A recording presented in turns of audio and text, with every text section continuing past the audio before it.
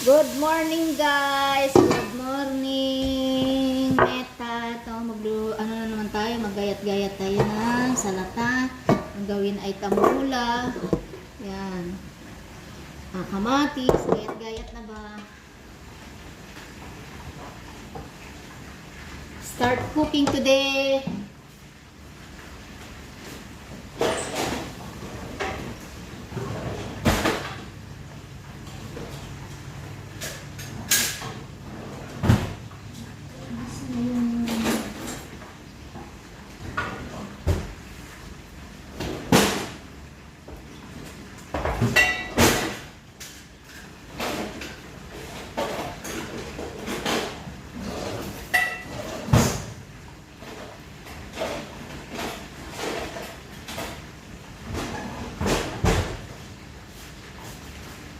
Hi guys, to busy na naman.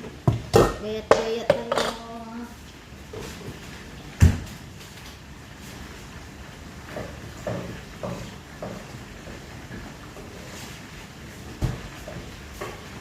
Kailangan tayong mag-gloves.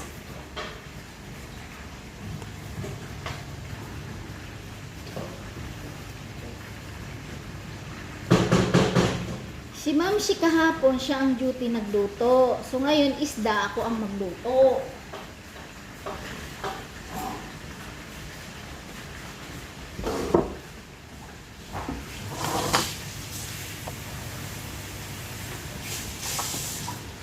Ibang mga buhay-buhay natin dyan. Yung isang kasama ko, luto rin siya. Sa duty din siya sa amo niya.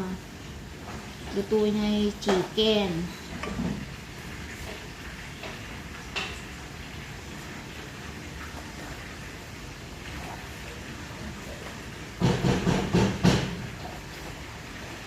Ang tawag dito, batunis, betunis. Sa Arabic, betunis. Ewan ko ano to sa English, kalimutan ko. Ano to sa English? Parsley. Oh, parsley daw. Yun, hindi nung gaano makaintindi ng Arabic yung isa kasama ko.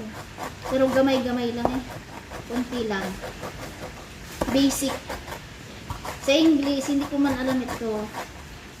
Kasi yung mami niya, English yung ano niya.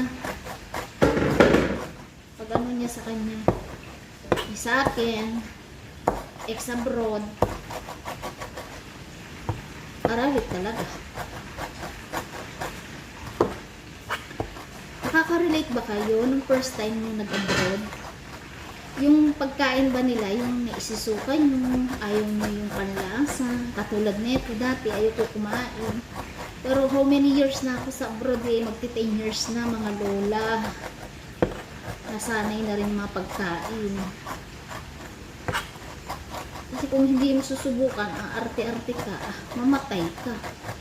Pero masarap naman yung pagkain nila mga guys. Ako, Lolo Meta ha. Kailangan mapansin mo na ako. Ilang araw akong hindi nang-upload kasi busy. Yan, cooking time.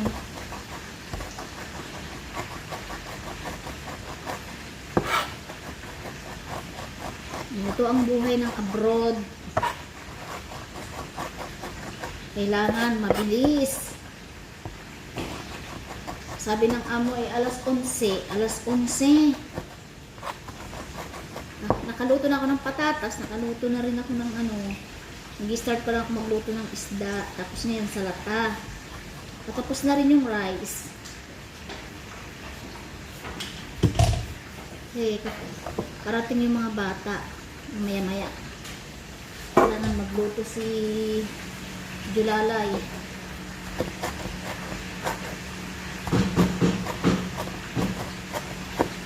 Smile muna tayo dyan para masarap yung ating pagkain. Kasi pangit daw pag nakasimangot, pangit ang pagkain. Kaya dapat naka-smile.